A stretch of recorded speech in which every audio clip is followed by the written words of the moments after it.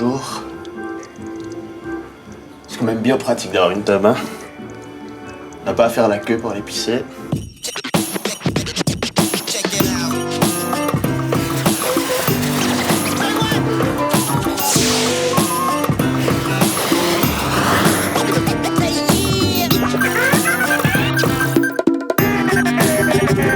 Le sexe masculin, que tu en aies un ou pas, c'est quand même bien utile de savoir comment il fonctionne, comment s'en servir et surtout comment lui faire plaisir. La tub, pintus, gag, zizi, l'aubergine, plus scientifiquement le pénis, du verbe latin pendeo qui veut dire pendre, et l'organe mâle de copulation et de miction. Ça veut dire que c'est avec ça que tu pisses.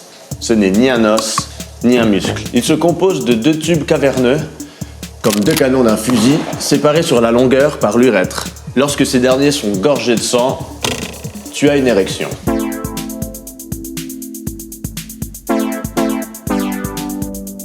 Étant jeune, tu devrais avoir moult érections, de jour comme de nuit. Elles sont souvent réflexes et involontaires, mais signes de bonne santé sexuelle et physique.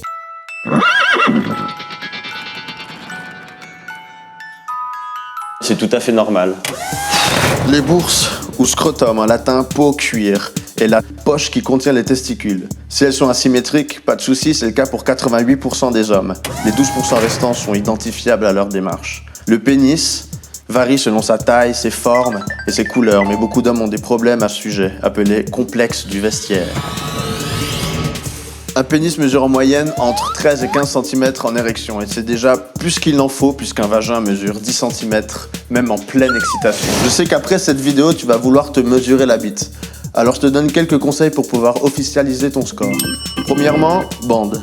Deuxièmement, utilise un mètre ruban pour bien pouvoir calculer partout.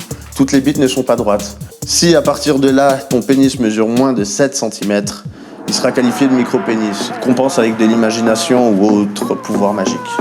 Parfois ta tub produit des trucs pas très classe, comme par exemple le fromage de bite, aussi appelé smegma. C'est quoi? Des résidus de cellules mortes et des sécrétions. Comment t'en débarrasser? Lave-toi en décalotant. Bonjour madame, vous aimez le fromage? Non, c'est gras et ça pue. Autre chose, la couronne perlée. C'est des petites billes blanches à la frontière du gland. C'est bénin et ça peut même rappeler quelquefois les billes qu'on trouve sur certains préservatifs. Enfin, un incident assez fréquent, la rupture du frein.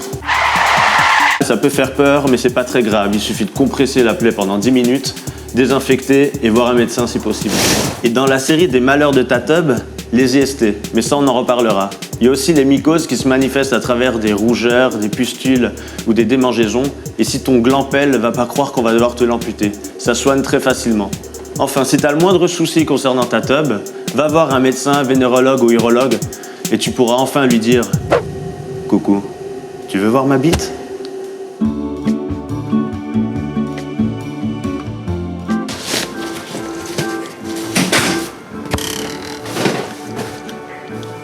C'est cool d'avoir une tub, tu fais pas la queue.